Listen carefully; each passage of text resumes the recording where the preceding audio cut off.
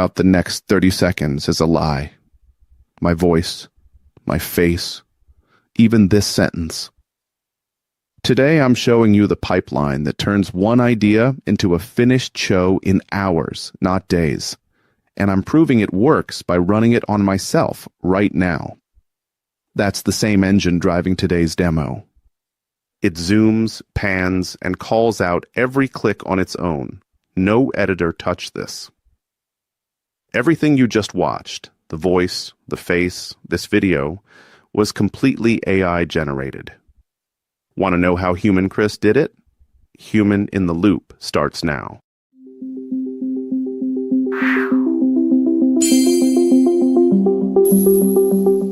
Exactly. It's basically stitching everything together and, editing and creating assets. Yeah. That stuff's tedious. That stuff takes time. If you're a large company, you probably hire marketing agencies to do it. Right. But solo operator like me, I'm here to tell you to stop.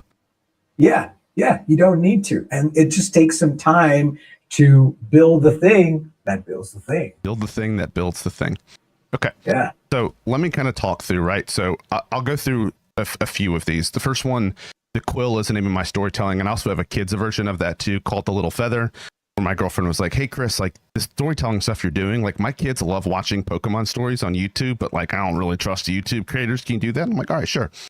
So, but I think the same process can be applied into the professional world, right? So number one, the first thing I do is I do research. So I have a research skill that will go out. You need to start building the voice for that script.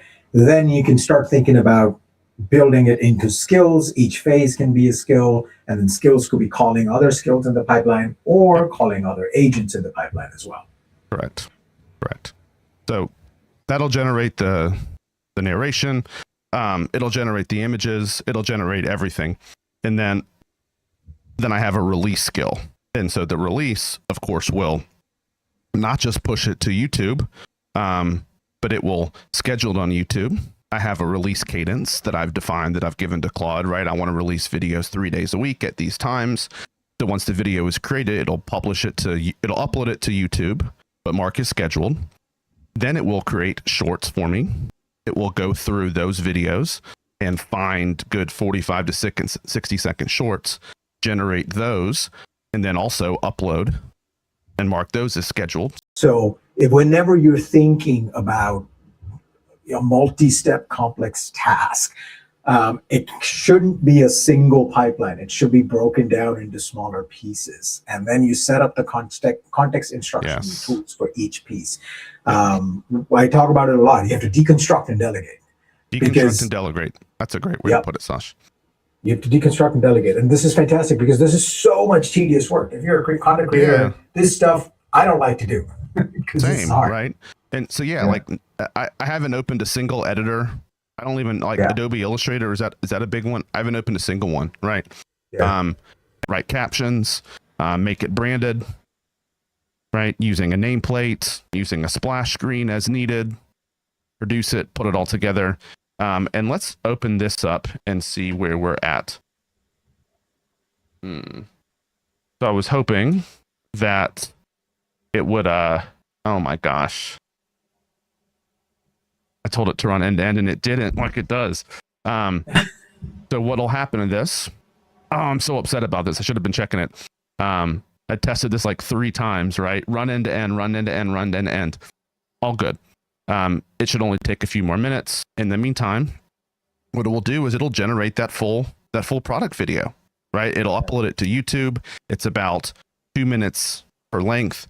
And then at the end, it will give me a cost breakdown. I do that for every one of my stories. I do that for my product demos. And the KPI that I use is DPM, or cost per minute. And there's a lot of planning. There's a lot of deconstruction and delegation. There's a lot of planning for each step for context instructions and tools. There's something that is very human in the process. Is 2 things, actually, they're kind of related: creativity and taste. And I think those things matter to what the end product would look like in terms of, polish product polish or whatever you want to call it, right? How do you ensure that it does things to your taste and your creative vision, if you will? Yeah. Time, right? And I think when we think about human gates, that's the human gate, right? Like what I showed today is an output, like you said, of deconstruct and delegate. But in a way, it's like I deconstruct it and then you just construct it layer by layer, right?